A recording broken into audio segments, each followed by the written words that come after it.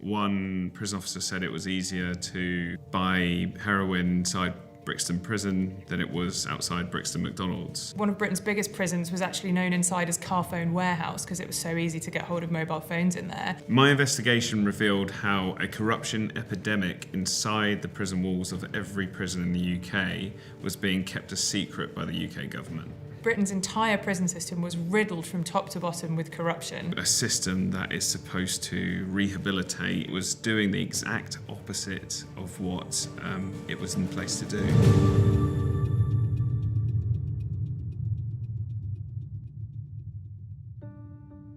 My name's Heidi Blake, and I'm an investigative reporter and editor at Buzzfeed News. Richard was a very young reporter. He was fresh out of university, and we'd originally hired him as an intern. And he came bouncing into the office one day with this idea for a story. My name is Richard Holmes, and I'm an investigative reporter at Buzzfeed News. During this time, there was a lot of interest in prisons. Everyone was talking about drugs coming into prisons, and there was a lot of reports about drones and very complex methods of getting drugs into prisons. But no one was really talking about an obvious route, which I thought would be the most popular, which is corrupt staff. So I decided to use a tool that's very useful for journalists and members of the public, which is freedom of information. But the government refused to disclose how many corruption reports had been filed against prison officers and how many of those had actually been acted upon, because to do so would show weaknesses in their ability to respond to corruption, which might actually encourage criminals to try to corrupt prison officers. And that was when we thought, wow, bingo, we're really onto something here. I was never in any doubt that there were drugs or mobile phones inside prisons, but prisoners themselves were posting selfies, holding drugs or smoking drugs. And there was a whole swath of social media accounts that were run by prisoners inside prisons. There were two sets of documents throughout the reporting stage.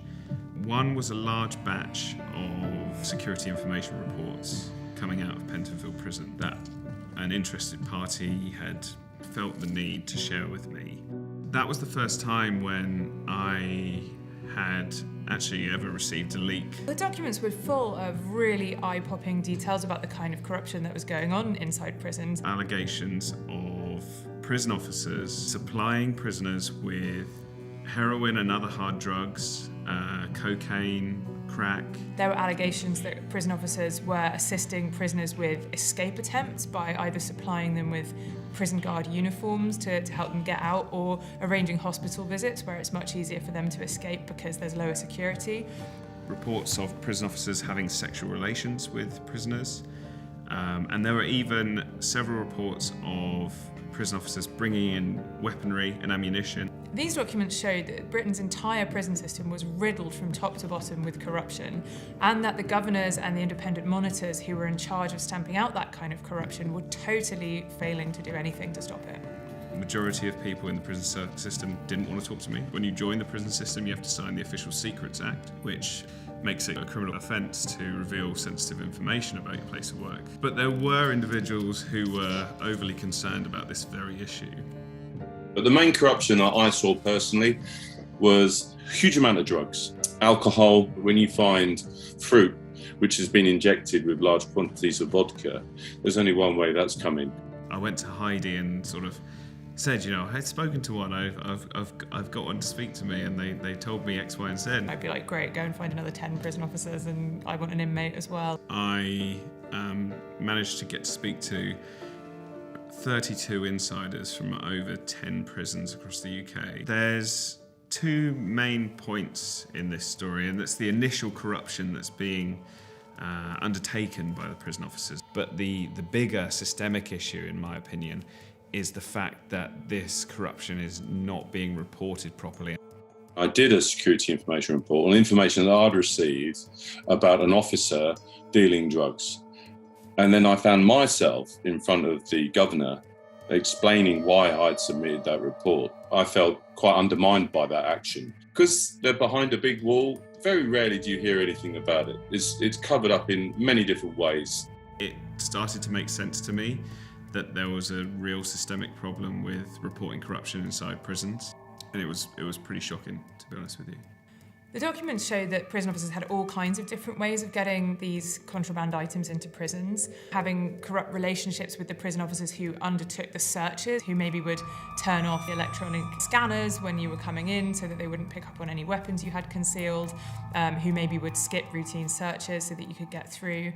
Drugs are also thrown over the fences with the knowledge that that certain prison officer is on duty and will go and pick that package up.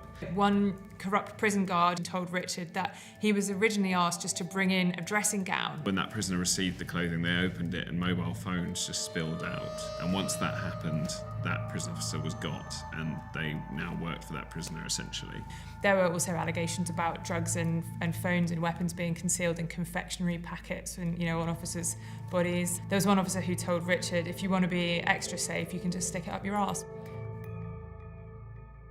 There's a price for any kind of corrupt service you might want to procure in prison. You could buy a very cheap burner phone for £200 to £300. If you've got about 1,500 quid, you can get hold of a smartphone. If you were willing to spend £5,000, you could even get yourself transferred to a less secure wing or prison. And if you can get hold of 10 grand, that's what it costs to hire a prison officer to assist you in an actual escape attempt.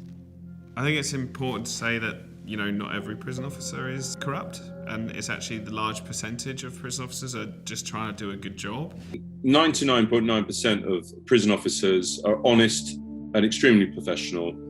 They are dedicated to their trade of looking after people in their custody.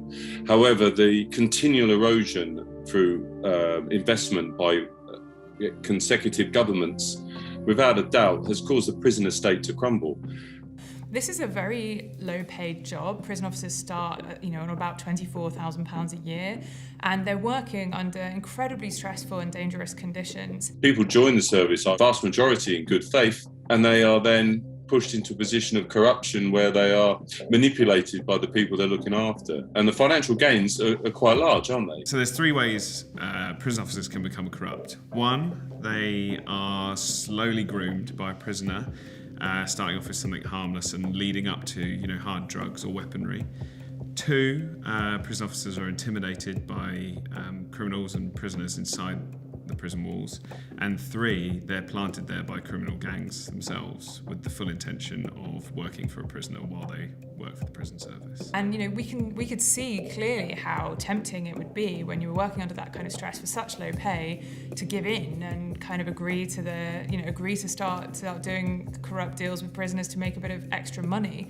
But we could also see it wasn't just about the financial incentive to be corrupt. There was also real fear involved. I mean, some of these prison officers were being repeatedly beaten up by prisoners. They were being threatened and intimidated. Those drugs or weapons will flow around the prison system, causing the drug epidemic that we've seen in recent years and leading to a bigger demand. And then you have more prisoners wanting to get their hands on drugs and more prison officers being offered money, being offered services, goods, and the spiral of corruption continues. No one's winning here. I mean, even the people who receive the payout at the end, they're still finding themselves working from inside the prison. They're heavily involved with criminal enterprises. There are no winners. It's just all losers. Richard's article was published in December of 2016, and it met with widespread outrage across the political spectrum. There were calls for a major government intervention to crack down on the corruption that he'd exposed. Since then, the government has established an anti-corruption task force in prisons, and finally the government has decided to come clean about the volume of corruption reports that are filed against prison officers every year. We now know that there are 7,000 of those corruption reports each year against officers in Britain's prisons. So it's great that the government is finally taking action to crack down, but pretty shocking that it took this long and it took investigative reporting like Richard's to really bring this issue to light.